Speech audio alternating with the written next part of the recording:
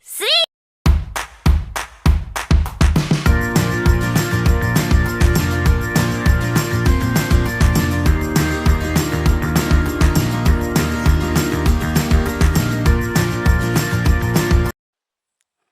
Materi 1.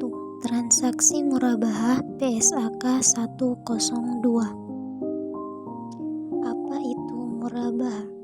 Murabahah adalah akad jual beli barang dengan menyatakan harga perolehan dan keuntungan margin yang disepakati oleh penjual dan pembeli. Adapun dalam PSAK 59 tentang akuntansi perbankan syariah paragraf 52 dijelaskan bahwa murabahah adalah akad jual beli barang dengan menyatakan harga perolehan dan keuntungan atau margin yang disepakati oleh penjual dan pembeli. Apa saja jenis-jenis murabahah? Jadi, jenis-jenis murabahah ada 3, yaitu yang pertama ada murabahah modal kerja, yang kedua murabahah investasi, dan yang terakhir murabahah konsumsi. Berikutnya materi 2, akuntansi transaksi salam dan salam paralel PSAK 103. Apa itu transaksi salam dan salam paralel? Akuntansi transaksi salam dan salam paralel berdasarkan PSAK 103. Salam adalah akad jual beli di mana pembeli membayar di muka untuk barang yang akan disertakan kemudian.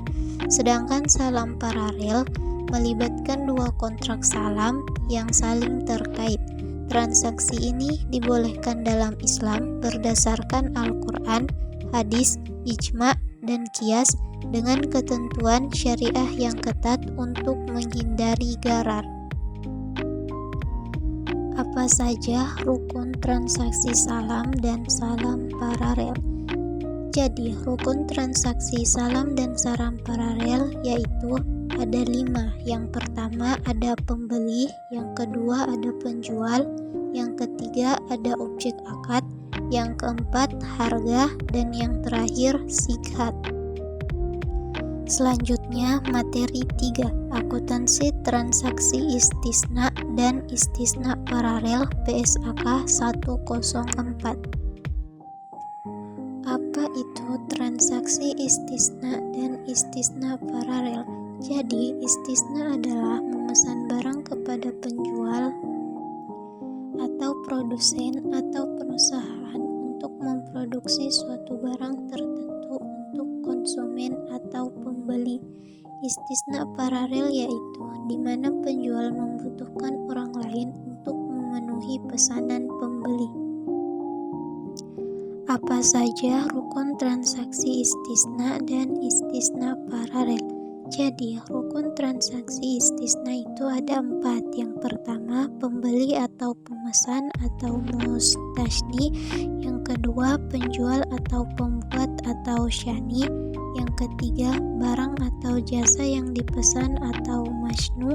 Dan yang terakhir, ijab, qabul atau sighat. Selanjutnya, materi 4, akuntansi ijarah dan ijarah muntahiyah bitamlik PSAK 107. Apa itu ijarah dan ijarah muntahiyah bitamlik? Akad ijarah adalah kegiatan sewa-menyewa antara dua pihak dengan biaya yang telah ditetapkan. Sedangkan IMBT atau ijarah muntahiyah bitamlik adalah sejenis perpaduan antara kontrak jual beli dan sewa atau lebih tepatnya akad sewa yang diakhiri dengan kepemilikan barang di tangan penyewa. Apa saja rukun ijarah dan ijarah muntahiyah bitamlik? Rukun transaksi pembiayaan ijarah dan IMBT ada 4. Yang pertama, mujir dan mustajir. Yang kedua, sighat atau ijab kabul. Yang ketiga, ujrah atau upah.